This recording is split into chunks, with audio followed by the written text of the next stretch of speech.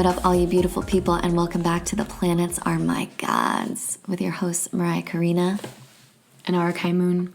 We are going around the zodiac, kind of starting to explore and unpack, because there's always much more to unpack, but starting to explore and unpack some of the depth level, essential soul dynamics present in each one of the signs. And today we've gotten to Capricorn. And for me, when I really think is what is at the heart of the Capricorn journey, it's so much about being in alignment with reality, being in right relationship to reality, which starts to bring in some of the things that we know Capricorn is about, right? That being able to look at the landscape and say, these are the resources, these are the structures in place, and this is the system, the systems that we can create to move through time and space in order to achieve our goals. Right, and to feed the generations previous, the 7 generations before, the 7 generations after. And what's so interesting to me about the Capricorn, that cardinal cross, is it's so focused on interpersonal and the individual will and desires and needs, and then bringing it to the Capricorn part of it, where it's how do we synthesize the individuals and the, family and the societal needs, and then build an empire upon that. And then also you bring the sea goat, the actual, what you were saying, being in alignment with gravity, being in alignment with reality, feels so important to the Capricorn archetype, that is in deep service of what are the natural cycles of Earth. What is in real, what are those Earth rules, and when I think of being in alignment with reality, I feel of like the Earth rules, the Earth empire.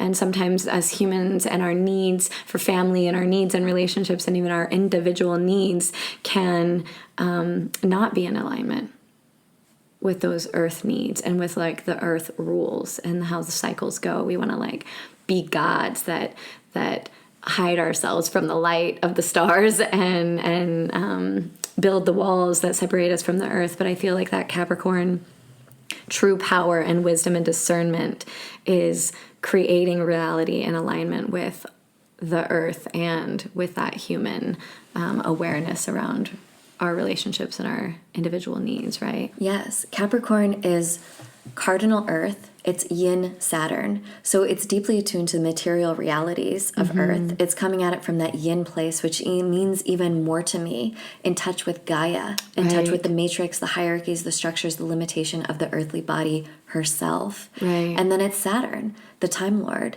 And look, Pluto has been in Capricorn for the last somewhere between 10 and 20 years.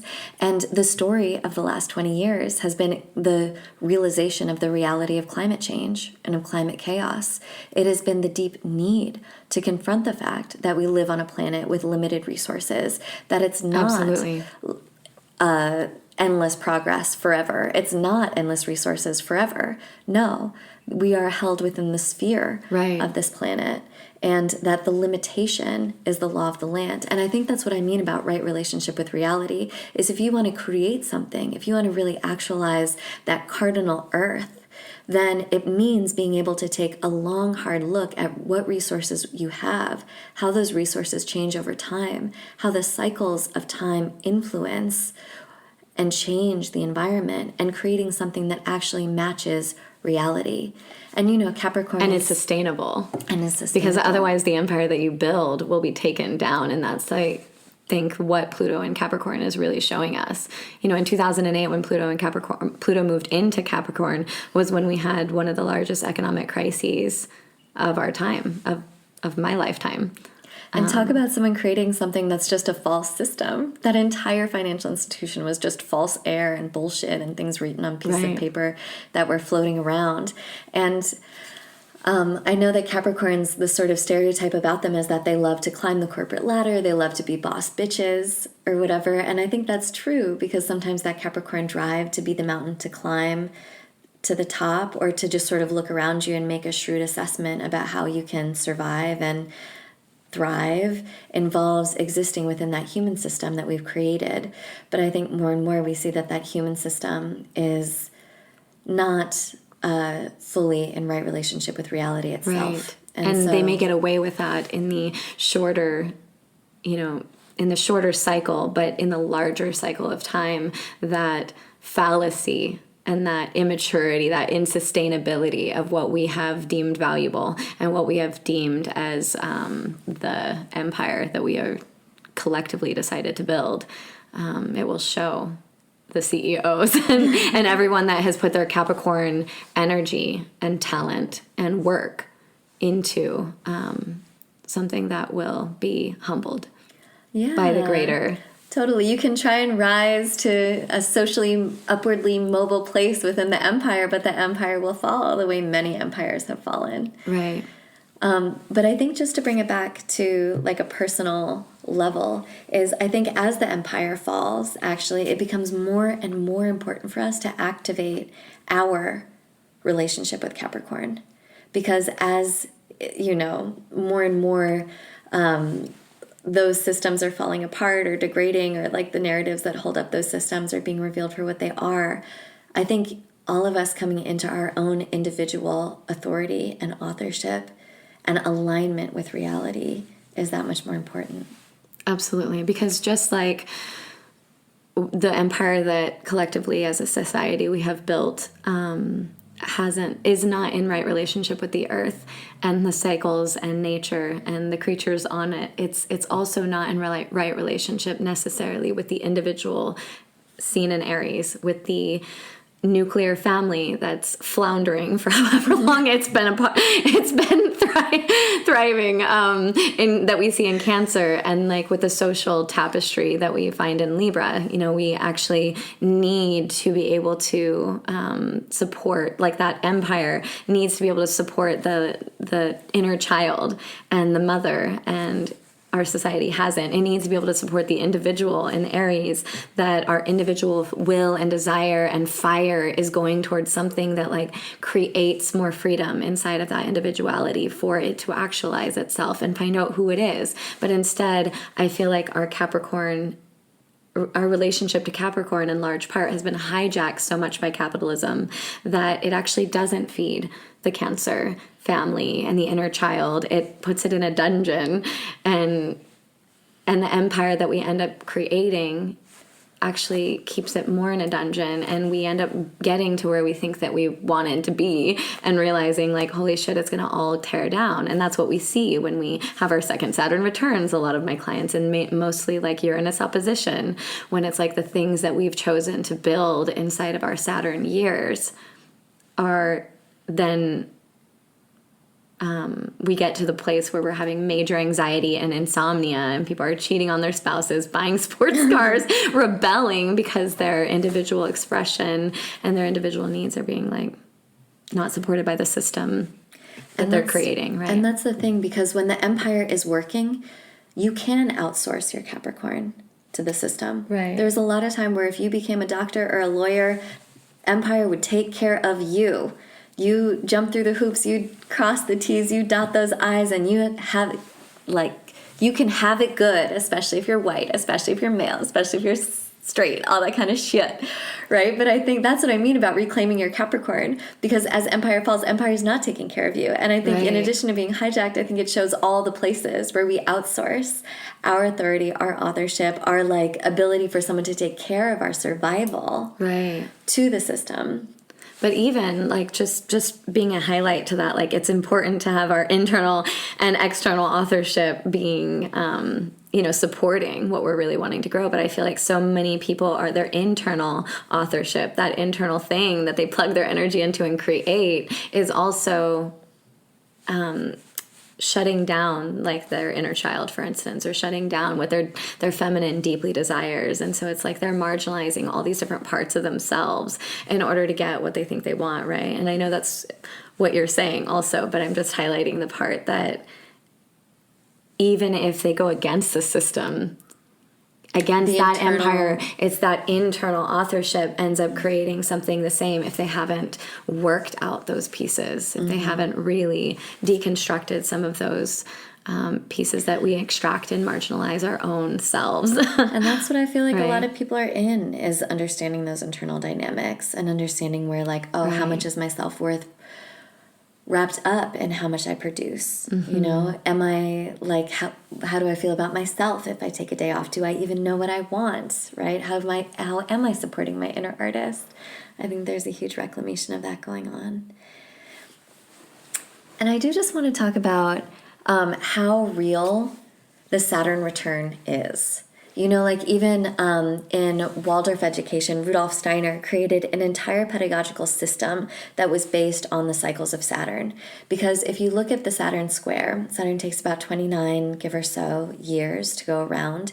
And if you divide that up into about 7 years each, there are these huge developmental milestones at all of those 7 years.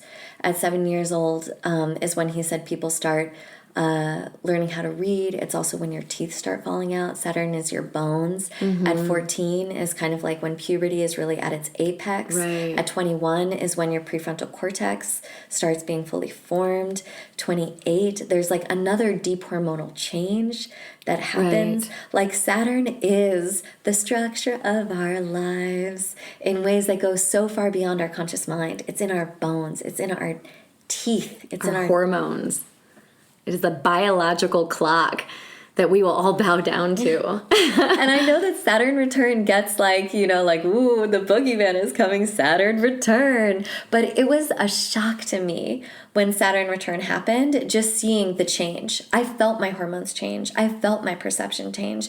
And now being at my first Saturn square, I feel a completely different level. And I don't think it's just the fall of empire that we're witnessing. I think it's in my primal, in my bone marrow understanding that actually limitation is the law of the land. That actually the only resource that matters is your time, your energy, and your attention. And your attention and your health. And I think the first Saturn return, I was still sort of acclimating to it, but now that I'm in the first square, I'm just being hit over and over and over again with the need to reclaim my time, my energy, and my attention to really make sure that it is supporting what I want it to. And your is- health. and my health. And it is the hardest thing that I have ever done. Harder than Right. any initiation that I have been a part of thus far. And I've been through some crazy fucking shit in terms of the deep platonic scorpionic realms. But just seeing every little micro way that I give away my time, my energy, how hard it is for me to create containers to actually give time, energy, and attention to what I want is the most humbling thing.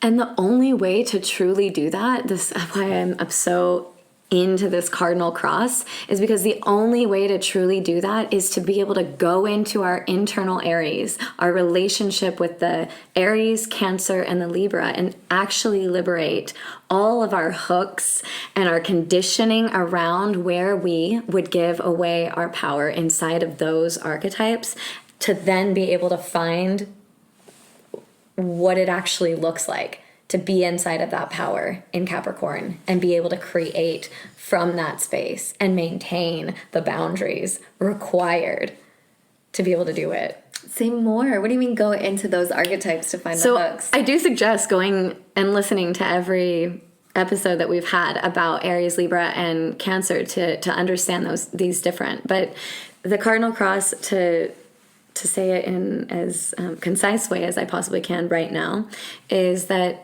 Aries is about our individual needs and desires, our internal rhythm, and being in touch with that fire and that spark.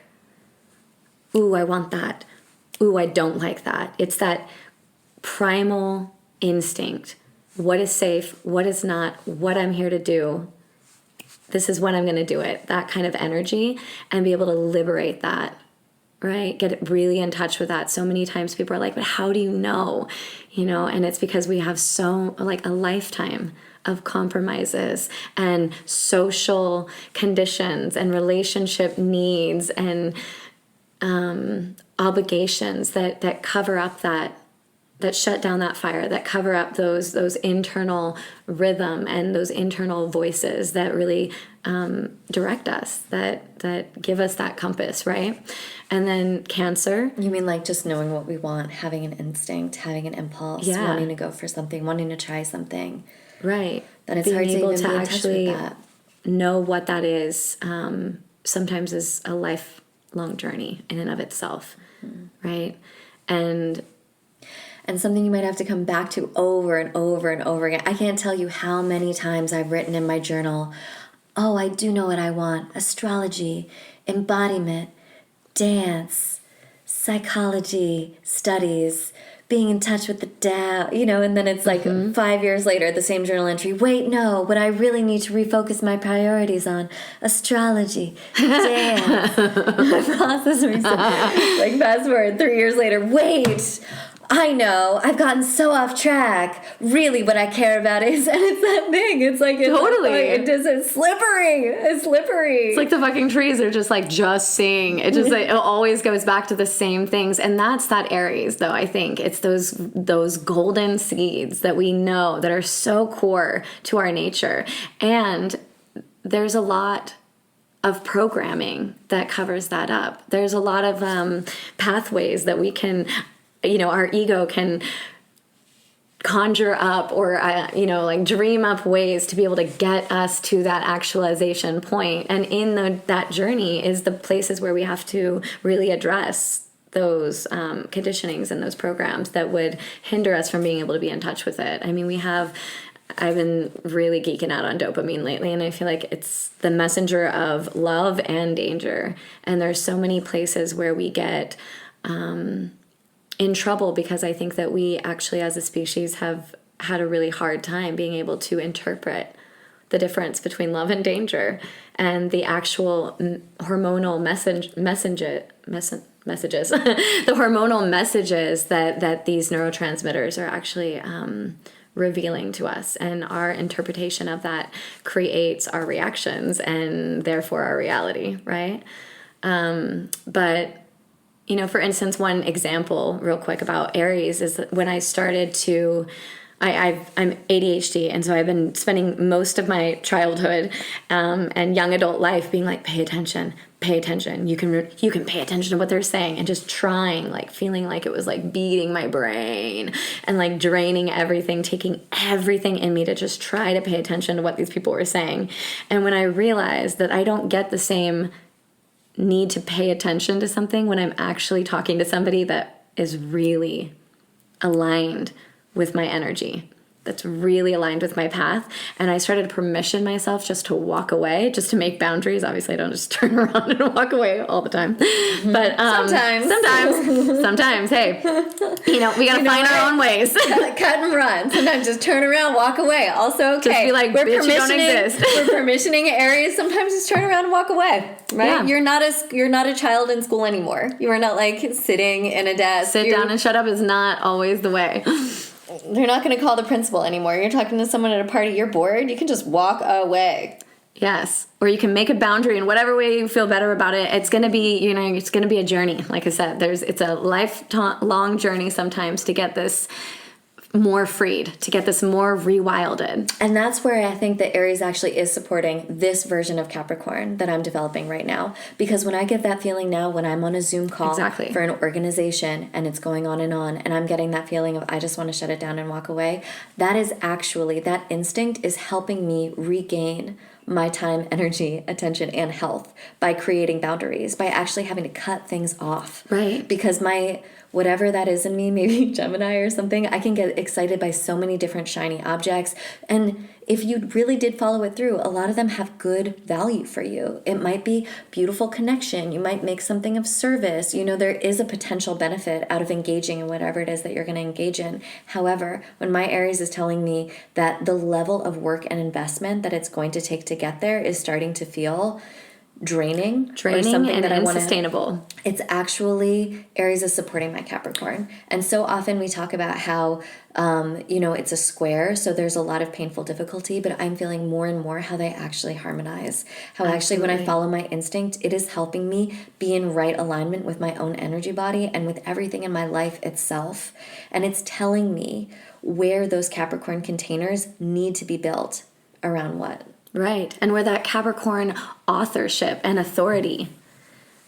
Because so many times we can judge our Aries. And like if our Aries if it continues to just fight and need to defend why it wants to just cut and run or do whatever it needs to do, right? Then it turns into a toddler. Yes. And then it drains energy in that. But if it has a fucking strong Capricorn protecting and devoted to that cultivation, then it permissions. It doesn't need to then turn into a toddler or to turn into a rebellious teenager. It's like, ooh, I'm listening to that primal instinct. This is draining. I'm going to make a container for it. I'm going to permission you to not have to be nice to that person and to make a fucking boundary and go for it. And that right there it is integral to this journey.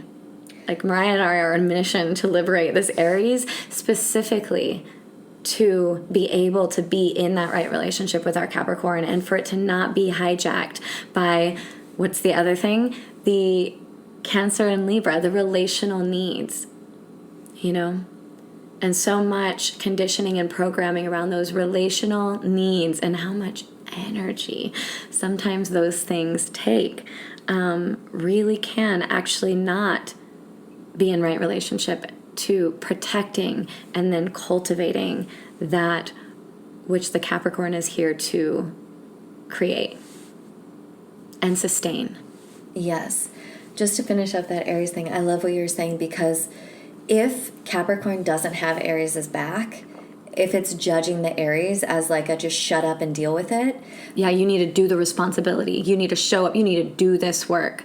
As opposed to being like, this is actually my authorship coming out. Right. And being like, this Aries impulse is informing the structures that I'm going to create. Right. I can't tell you, I've done this with myself. I've had this with my clients where people are like, I want to know myself better. I want to know my desire nature better. I want to I wonder who I am. Who is the self, right? All these sort of existential questions, all these really practical questions about can I find the pulse of my desire and let that be, like you were saying, that compass through my life. And yet, in all these moments where that impulse comes out, they shush it.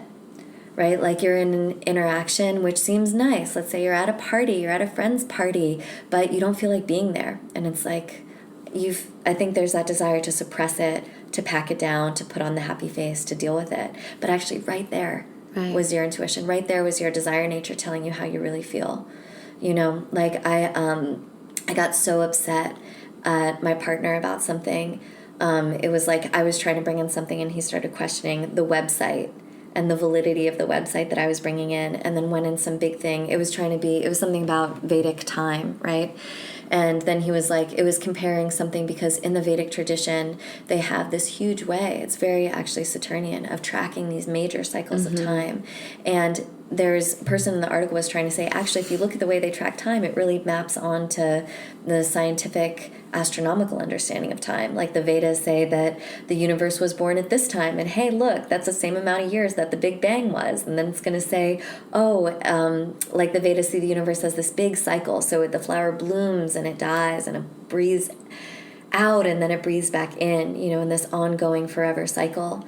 And there was this measurement about, scientists believe there was this Big Bang. Well, we don't know what they believe, but the mythos of the day is, right, there's a Big Bang, and then it's going to curve back around at the edges of space-time, and there's going to be the great crunch where everything comes back together, and then it's going to produce another Big Bang. And the timeline that they had for when that big crunch was going to happen in the Vedas was also the same, according to this website, as it was in science. And my partner started going off on this thing about how, why is science the legitimate voice? Why is everything that we're comparing always like, look, science says it, and the person who's writing the website thinks it's like a big gotcha in favor of the Vedas, but actually it's kind of a big gotcha in the favor of science, because really we're still appealing to science to give us our legitimacy. And I agreed with his point, but I got so upset by the fact that he cut me off and like went on his rant about something and wasn't interested in what I did. And I think I actually feel safe enough in that relationship, and I've done enough personal work to get in touch with myself and liberate my ability to even sense these things that rub me the wrong way, that are irritating, Mars, that I got really mad. I got really mad at him and like tried to point out what he was doing. And like, look at the way that you cut me off, and look at the way at this and that. And he was like, well, I was just trying to, and I was like, I know what you were trying to do, but look at this point structurally, look at what you did, and then finally, because he's like wonderful and also into growing and learning, was like, stop being defensive and breathe and listen to what I saw and understood how it made me feel, and we were able to repair relationally. But, it was something where in the past I would have never brought that up. Right. I would have suppressed it to the moon. If I even noticed myself being upset, I would have been like, what are you, fucking crazy bitch? I would have made a million excuses for why he did it, for why it was justified, for why it was more important for him to share his point than it was for me to, be listened to first thing in that moment. I would have convinced myself that I should be patient and You'd be breathe. more in the Libra, in that you'd be more in trying to harmonize and trying to like listen to the other, give them space, instead of feeling the actual Aries anger or energy drain or individual actualization opportunity that's then missed. Yes. So and then, more in the Cancer of caring for his feelings than in the Cancer of feeling my own feelings also. Right. And I just think that thing of like, what am I, a crazy bitch, is exactly that moment where it would come in and try and shut that down. Right. But actually, like, permissioning myself that means we're creating like a structure of communication for the agreement of how our relationship is going to go. And that's where you then are feeding, like letting that Aries feed that Capricorn. Yeah. Listening to that instinct, and then being able to actually create the communication structure and the space and the permission that your Capricorn energy can come out, it sounds like. Yeah, so the cardinal cross, it's about catching all the hooks, all of the misdirection, all of the, lies and confusion about how we can give ourselves away in precisely the place that's supposed to be about us actualizing. That cardinal energy is about building, about starting, about moving forward, about actualizing.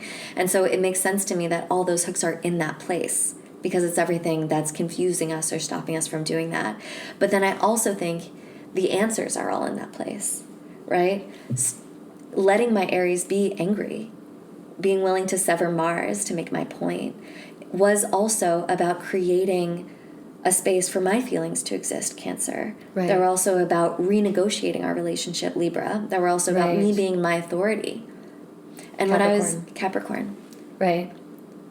And I think that inside of that Capricorn is the elder that allows for that negotiation with these other Aries, Cancer, Libran aspects between relationship, needs, and self, individual actualization, to be able to have maturity and discernment. Totally. And detachment. Because when I was... And to be in right relationship to Earth. Yeah. Because they all, so many times I think that religion and even, the programs inside of relationships, if you're just thinking about yourself, we're going to just be these selfish, heathenistic, whatever, that are just going to be extracting and taking and doing whatever the fuck we want, and we're not going to feed our, relationships, and we're not going to feed the earth or whatever it is. And it's like that Capricorn is there to actually be like, no, that's the opposite. When we're in right relationship with those, we have the maturity and discernment to then also, or to actually, this is the only way, really, to be in right relationship with that relationship with Earth. Right. I feel a little edgy saying this, but I want to, because I think it was actually really meaningful, because I was journaling about it afterwards, about trying to really understand what let me now be able to actually be upset, feel upset, hold it in the relationship. Because, of course, once I did that, I realized that I've been upset by this so many times in my life. by people cutting me off, not value what I'm saying, caring more about making their point than mine, which I do too. I interrupt people all the time and talk over people. The instinct is in me too, right? So we're whole beings. I'm also someone's villain. I've done this a lot. But I was just feeling for myself how little I valued my own feeling of hurt around feeling like, cut off. And I would think part of it was being in my own authorship. I think part of it was feeling safe, particularly in this relationship. Part of it was knowing myself enough and having done all the things I've done to get in touch with my emotion. But then as I was journaling, part of it, what came out was that I'm actually grateful for the opportunity to be able to kind of struggle with this in relationship, to be in a container with enough commitment in it that it can hold this sort of thing and that I trust that and feel safe in that.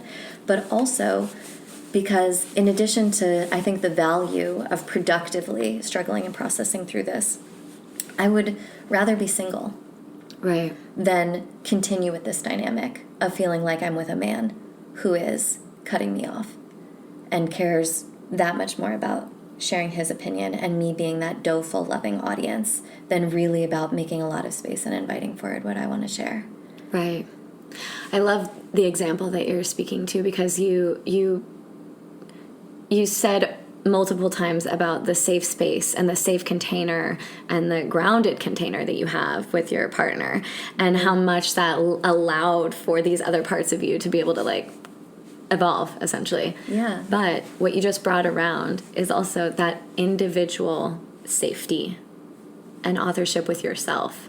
Because when I think about, too, just the times that I've really felt that I give into my Libra South Node conditioning around women specifically, the times that I haven't honored my feelings, I didn't think it was worth it to notice these significant places where my boundaries were being crossed and definitely not cared for.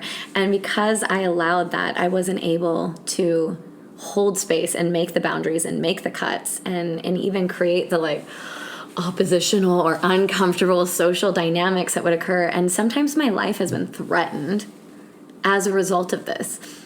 And it's taken my life being threatened and it's taken my heart being completely broken for me to actually realize that these whispers or these huge alarm bells that I viewed as whispers were so worthy to be listened to. Because I also came to the point of I'd rather be alone. I'd rather not get along, or I'd rather be single forever, or I'd rather not be inside of that social dynamic, no matter what loss it resulted in. And so I think that deep internal Capricorn safety and authorship is so valuable to be able to keep us actually safe. As you say, the empires crashing all around us. Fucking zombie apocalypse is happening. But also the deep fear of social rejection. Yes. The deep fear that we'll be alone and single forever, or the deep fear of just being in a social dynamic that we might be rejected in. That does trigger survival alarm bells. That trigger survival panic. That is actually a hormonal physiological response inside of us. And so to be able to have that Capricorn stand up to our physiological responses and know how to navigate that and trust that we can navigate it is so crucial. Because as soon as I felt that, as soon as I got to there in my journals of I'd rather be alone, I want to struggle, or I'm down for the process, I'm down for all the learning, I'm down to get to the point where I'm not just reactive and trigger, right? That's not what I'm talking about here. I'm talking about really, if you're with someone, consistently feeling that with someone who's not willing to work with me, right? I'd rather be single than be in that. It made me realize how new that is, actually. Right. About just how much I've given over because I haven't been there. And it is so karmically expensive to not be in right relationship with this. Like every single time, my Libra South node weaves a really seductive spell that I have believed every time. It seems like it was such a better, more responsible, more mature, more healthy, more spiritual, whatever response to be able to be in the reactions that I was in, to placate these patterns, to not listen and shut that part of me down. The reactions you were in being to like handle it in a poised way, right? And poised, harmonious. Think about the other person. Think about the relationship. Them. Think about the whatever. Use my tools. Use my skills. Manage my own feelings. And doing it so... And that's the karmic thing. And I do think it's the karma, drama, trauma thing. Trifecta that happens, that has like been burned out of me now, because it's like no matter how good I fucking got, and I feel like the skills almost made it like worse, because I thought that I had such good skills around all these things, that if I did it perfectly, that somehow that would result in some healthier response, right? Some healthier reality. But it's like we can't fake reality. There's something about it completely almost killing me to show that the drain is going against. There's something tantric about that feels like that giving, receiving, tantric energy. If we go against it, no matter what, it's going to actually show in the result. It's like if the seed contains that fractal pattern, the tree is going to fruit that. We are going to harvest that fruit that's poisonous. It will hold that karma pattern, and it will be fucking expensive. And I think as a society, that's what we're learning in this really long cycle. But like that microcosm within my own life and inside of these situations over this last year has like really, really, really shown me that. And two things. I think the first is just what you said, that that pattern of if I do it perfectly, then I'll get the desired result, was one of the number one belief systems that I had to dismantle, and that life dismantled for me in terms of overcoming my codependency. Absolutely. Like that to me was the heart of my codependent hook, was like, oh, if only I do this, if only I do that, if only I do it perfectly, which in a way is the belief that you have control over your reality. It was like, even if I thought I was doing it all for them, right? It's like, oh, they need me to do this, right? I was date addicts, and I'm like, oh, if only I like handled them right, because I'm trying to save them from dying, right? Really, you zoom out and it's like, no, I was doing all that because I was trying to get a certain outcome, which was part of this illusion in terms of my relationship with reality, that I had a level of control. Right. And that to me is part of that truth about Saturn. It's like we all die.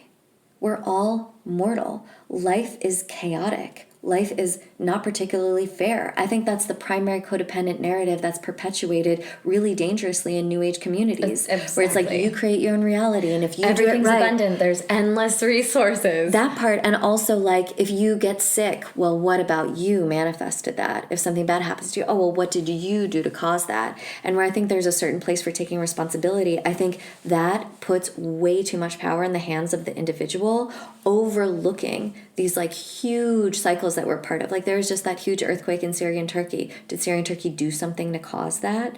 All those tens of thousands of people who died? And also not looking at the human experience and the individual experience of being in right relationship with nature's rules.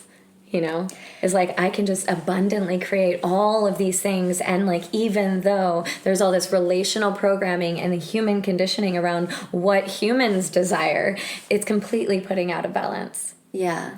everything else. Yes, that part for sure. And I think there is a way in which, maybe we are creating things. Process work, the branch of psychology that I looks at, does a lot in terms of finding meaning in your body symptoms. And like a lot of times someone has something like a cancer, they can find a way that it's mirroring potentially a pattern inside of themselves. I'm not trying to discount that, but I think the level, exactly, and the level of power that it gives humans is not in right relationship with reality. And the focus on not dismantling, like you're speaking out, dismantling the relational or abundant programming that isn't actually being in right relationship with nature or with themselves. It's over. A lot of times those things are like, how do I manifest the guy back? Like it's overlooking so many parts where their entire body or internal like feelings and needs and desires are being shut down, not met, marginalizing themselves in order to get the desired result of that person loving them and choosing them.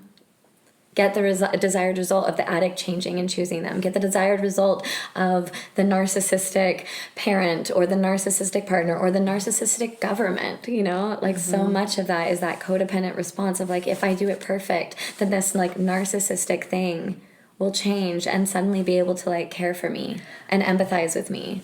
I was even thinking of making this TikTok that was like, no one gives you a reward for being nice at the end of your life. Because like I was just thinking how much energy I've given to these relationships, to these organizations, to these projects that has in the hopes that it would lead to something beautiful, but it ended up being like maybe like 1,000 units of energy for like 10 units of something beautiful. And that's part of this Capricorn analysis that I'm in right now, right? Is like, what's the actual exchange here? And is it really feeding what I want it to be? But anyway, and I was like, right, and just how much of my energy has gone relationally to being nice. Like, oh, like I have a family member who lives near me. Like, how much am I going to host them? And I was like, yeah, like they're not giving rewards at the end of your life for being nice. Like all of that fucking energy expended for being nice and for what? But then I remembered, who does purport to give out promises for being nice at the end of your life is religion, right? That's what heaven is. It's like, be a good person, give your energy here or there, and you'll be rewarded. That's what capitalism is. That's what even like men. That's what men, period. Men, period. The patriarchy, like smile, be nice, make me feel good. Be the role that makes me feel good, and you will get rewarded. And then we will like down and like call you a man hater or, marginalize the different parts of you that don't step into that role, that then don't make somebody feel safe, that then don't get rewarded. So that's what we're doing. We are reclaiming our Capricorn energy. We are like building containers that are actually in right alignment with ourselves and with the earth. And in doing this, I just feel more and more like limitation is the law of the land. Like you said, there are seasons, there are cycles, there are limited resources, and within and without. And being like conservation is necessary.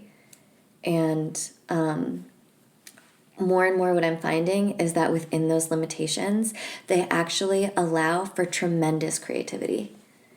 I think for so much before my Saturn return, I thought in order to be creative, I needed limitlessness. In order to do something creative, I needed weeks and weeks. I needed a beautiful place to do it in. I needed all of the art supplies. I needed no job whatsoever. But actually, that hasn't been necessarily what produces the most fruitful creativity for me.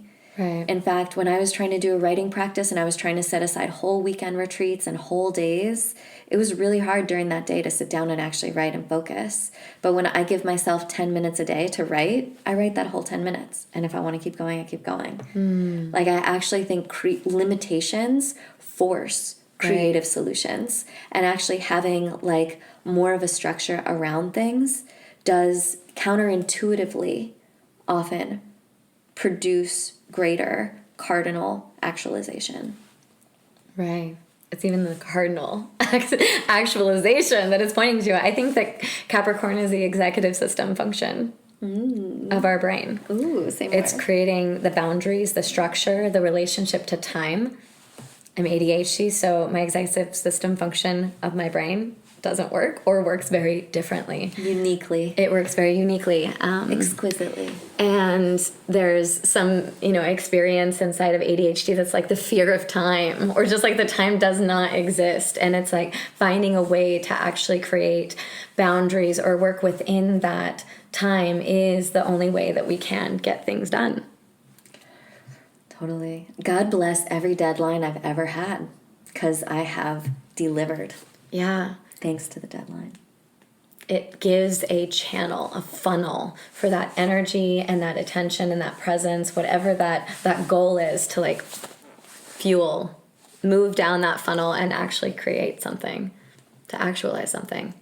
And given too much structure, or the structure that is not supportive of that funnel or of that intention, stifles it, ruins the trance, ruins the magic. So it is finding that balance to find the constriction, find the boundaries in the structure that actually support the magic, that actually support the intention of creativity, the intention of the relationship or whatever it is.